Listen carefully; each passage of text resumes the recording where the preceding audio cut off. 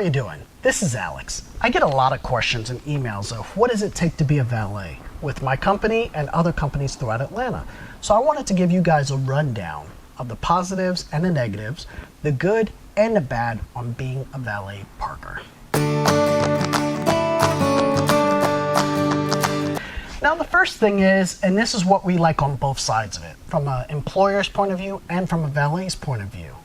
The flexibility in the schedule is incredible. So if you want to work full-time, we can bring you on board as a full-time employee. If you only want to work 2 or 3 days a week, we can fit those places too. But to let you know, people that work longer, more hours, and a better availability, they get preferential treatment over those who just want to work 1 day a week. We usually fill them in at the end. So that's one of the advantages of having a job. If you're a student, this is an incredible job because it gives you flexibility to study. If you have finals coming up, you can pretty much change your schedule week by week. Number 2, this job isn't very stressful. Yeah, it is for the most part because you're parking $100,000 cars, but that's something that's fun. The other side of it is, as long as you give the cars back, the same amount of cars that you valet parked and you gave them back without anything being stolen, this is an easy job that you don't have to take home with you mentally at the end of the night. A lot of people have corporate jobs and they're like, oh my God, I'm stressed about these reports I gotta do, this. Valet parking doesn't do any of that for you. Valet parking is fun, and that kind of ties into my next thing. This is a fun environment. Typically speaking, if anybody comes in, this is a restaurant that we're coming into, or you're at a hotel, or you're somewhere else. So generally speaking, if you come in, you're in a happy mood. You're in a cheerful mood. Now, I do not want to liken this to being a doctor, meaning if you're going to a doctor's office, chances are you're sick. Yes, a doctor might make you better, but same thing. If you go to a lawyer's office, you're in trouble legally. So in those particular cases, you don't want to have to deal with those customers. And this is what I used to tell people. I used to tell my mechanic this all the time. I hope I don't have to see you for a long time. But if I do, he's happy because he knows he's making money. Now, this was my favorite one, and this is actually the reason why I myself was a valet for 12 years. You get to drive nice cars. So what? It's only 10 feet, 20 feet, but you get to drive nice cars, and that's one of the best parts of the job. Now, this is more for the lazy valets. There's a lot of dead time. So if you look at it in a certain way, you park cars centrally located. Let's say you work at a restaurant. Restaurant, you may have 3 rushes, let's say for dinner. 5:30, 7:30, and 9:30. So what that means is all the cars are coming in at 5:30 for reservations, and a typical person stays for about 2.5 hours. So from 5:30 to 7:30, you're actually pretty slow. So let's say from 6 to 7, you're not really doing anything. You may have a few cars come in, a few cars leave out, but for the most part, you get a lot of time to sit around. And for me, I studied. I brought my books on the podium and I would read and study while I was in college. So for me, it was an excellent job. But you have a lot of flexibility with time while you're at work. Now, if you work a high holiday or if you work a high volume restaurant, you're not going to get that time. Now the flip side is you get the tips, you get higher tips. But a lot of times you will not get that same flexibility. You're going to be running all the time. Now, I would have to be selfish to say that this doesn't happen, but sometimes in the world of valet parking, you meet a lot of connections and you never know who's coming through that door. It could be the next CEO of the corporation that you want to work in. You could be an engineer. You could be a designer. You could be whatever the case is.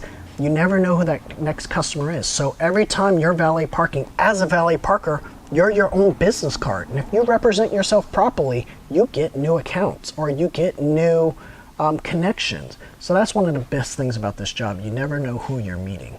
And to tell you the truth, a lot of times I still work out in the field, and people ask, why do I work out in the field? I never know who I'm going to deal with. It could be the next restaurant owner or next major account that we're going to get, and they like the interaction and the energy that we have. So that's one of the most important things, and that can't be duplicated anywhere. Now, this one means a lot to me, and it's one of my things that I pride myself on. I love the friendships that are developed through valet parking. We have a lot of valets that are really good friends with each other. In fact, they're best friends with each other, and they've met through the company. You figure you're at work all the time and you're working 6 hours a night for 5 days a week. You're going to get to know that person. And some of these people are like best friends with each other. We had valets that were best men at each other's wedding. We have valets that create bowling leagues. We have valets that actually have, fantasy football league. So I love seeing that. Actually, sometimes I try to participate in it. If I don't, then I step back. But I love the camaraderie that my valets have with each other. And that means more to me than anything. The money's fine and everything is good, but knowing that I have a good crew that enjoys working with each other, that means they enjoy coming to work, and that means we did something right. So that's one of the major advantages to the company. Now this one's funny. We had a long-time employee, I think he was with us for almost 8 years, but over those years his doctor kept saying to him, "What are you doing to lose weight?" He said, "You know what? I'm valet parking." He's like, "Whatever you're doing, keep it up, because you've lost on average about 15 pounds per year safely." I'm not saying grotesquely he was overweight, but I could stand and run around the parking lot myself, so I'm not going to say anything, but you can stay very healthy by being out in the parking lot. And one of the best ones, and I know everybody's waiting for me to say it, the money is good. And the money is only good, and this is what I try to tell people. The money's only good, and it's only directly correlated to how much effort you put into a job. So I have some valets that come out and they're just kind of lazy, and we call it like a bump on a log, where they don't really put much effort in. But then we have other valets, and that money reflects in their pockets at the end of the night. They make $8, $9, $10 an hour. That's it. Now we have some other valets, "Yes ma'am, no ma'am, how can I help you?" And the best way of putting it, and a lot of other valet companies will like this, they're going to steal this line: "I love to hire people that love to service other people." That's very important. I love to hire people that customer service is their life. They enjoy it. We have one of our accounts, and there's a doorman there, and he takes so much pride in being a doorman, it absolutely warms my heart. He's in his 50s, maybe even 60s, but he enjoys it. Doors, openings are his life. And it may seem stupid, it may seem silly, and it may not pay him all that much money compared to other people, but would you rather work a job that you enjoy and you make minimal out, or tons of money, millions of dollars, and you hate your job? I'll wait for the answers. Put them in the comments. Now, the final thing about being a valet, it's both good and bad. And what we say by this, and then I'll explain it, it's splitting your tips with your other valets. That could be to your advantage and to your disadvantage. So we're going to put it on both lists. And what I mean by that is, let's say you're a brand new valet, you're a rookie, you're coming out to the field, and the valets want to know exactly how much tips are being made. The senior valets know which cars are better cars than others. So they may make you go get that Honda. Meanwhile, they're going to pull up the Lexus because they know he tips $5 each and every time, whereas the Honda only gives $1. So at the end of the night, fair is fair. They all split the money evenly. Number two is, we may have someone who has a better relationship with the customer than others. So we'll let him interact with that customer to build up the tips. So to our advantage, we work together as a team. And a lot of people don't like that, but I think overall it works best. Because if not, I'm a senior valet, you're new and you just came in, I'm going to make you park all the cars. I'm going to pull up all the cars, and guess who's going to have more money at the end of the night? Exactly. So overall, splitting tips is plus an advantage and a disadvantage of being a valet.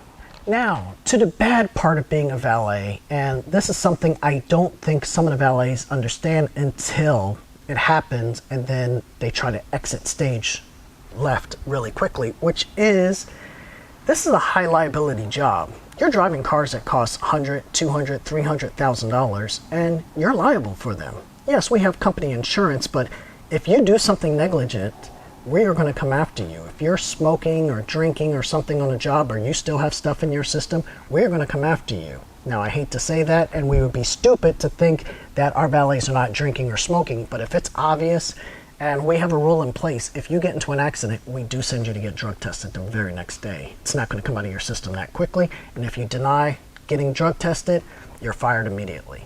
But that's one of our rules that we put in place. But this is a high liability job, and you are responsible for these vehicles. You are responsible for the representation of our company, or any company at that matter. So you have a lot of risks that's involved, and being 22, 23, 24 years old, you may not see it yet, but as you get older in life, you'll be like, man, he was really serious about that. Now I completely understand why. So you have to be extremely careful. Liability is extremely precious in this industry. Now here's one, and this is absolutely on every single application. We say it in every single interview, and it's actually put on our online scheduler. You have to work holidays. We're in the hospitality industry. We're here to serve people. So overall, we have to work holidays, which includes Easter, Mother's Day, Valentine's Day. People don't like that one, and Thanksgiving. Now, we understand we all have mothers, girlfriends, boyfriends, whatever the case is, if we have male or female valets. But this is what we try to do to work with you. If it is a Thanksgiving and you do have to work that day, but you want to spend time with your family, some people have brunch as a family, some people have dinner as a family. And we have 2 different shifts. So you can come in the morning, which actually starts at about 8 in the morning and go until about 12 or 1 o'clock. Then we have another staff that comes in at about 12 or 1 o'clock, and then they work until about 8 p.m. on that day. So we will work with you, but it is a requirement to work on these days. Everybody wants to take off. They want to take off New Year's Eve, but this is our industry. Now, the flip side is the money is excellent. You make tons of good money. Nobody really complains after they know that. But if you do not like working those hours or working on those days, this is not the industry for you. Now, you remember when I told you get to drive all these nice fancy cars. Well, conversely, you get to park nasty, filthy cars.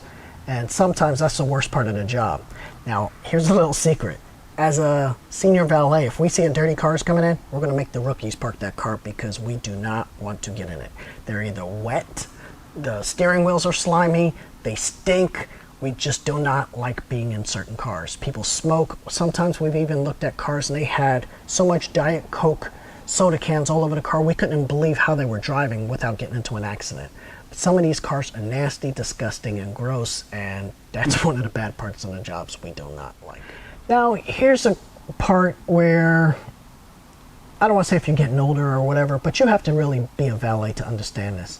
This job can get tiresome, and what I mean, when you're working, you have to work and you're tired. You're running all day, you're sweating, and there are times where we wear our little Fitbits and things like that, and we're taking 25,000 steps in one day. That's a lot of running. I think that equates to like 12 to 15 miles of running. That's a lot of running, and that can get tiresome. Some people love it. I have some valets I've had for 8 to 10 years, and they love running. So this job is right up their alley. But then I have other valets that are kind of lazy, and they don't want to run that much. So they want the slower lots where they're only parking 20 cars, and they're much happier that way.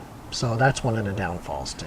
Now here's a part, we can't really choose this one so much, and that is we have to deal with nasty personalities. Some people come in, they're very cocky, they're very condescending, and they talk down to valets.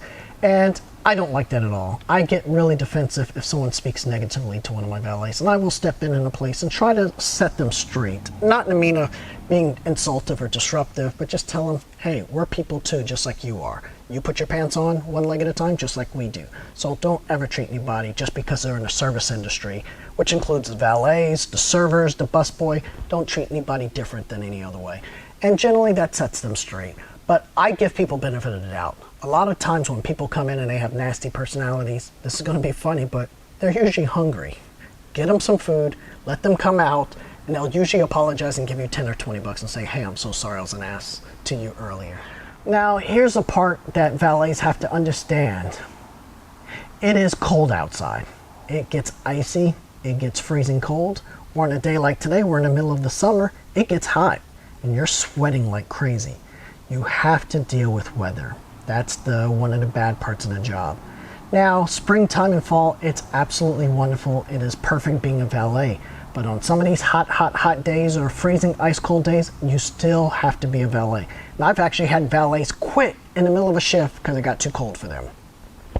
I don't understand why, but it happens. But these are some of the pluses and minuses of being a valet. Now, this is one, and I'm very serious with this, and I know it happens with other companies. Some valets may try to pocket money, and that's one of the bad things of the job. Now, if I find out valets in the slightest bit are pocketing money, they will be terminated. We've terminated several valets before. Here's the thing. A lot of valets know how many cars are being parked, and secretly in their head, they're calculating, okay, $5 average per car. We know we've pulled up so many cars. They're quietly counting how many cars you have. So at the end of the night, if you turn in $20, they know, or if you put $20 into the pot that's supposed to be split evenly, they know something's up here. And some of the valets try to be dumb enough to do that. So if we find that out, we will terminate you, but that's not going to be pretty. So that's one of the downfalls of the job too. Now here's another part of the job. You have to be responsible. This is a job where you have to show up to work on time. You have to show up to work in a clean uniform. We don't take excuses, just like when it comes to payday. You don't want to hear excuses on why you didn't get paid. So you have to be responsible, and I have a thing in my office that basically says no excuses. You're responsible just like I'm responsible, and this is what we're going to do together.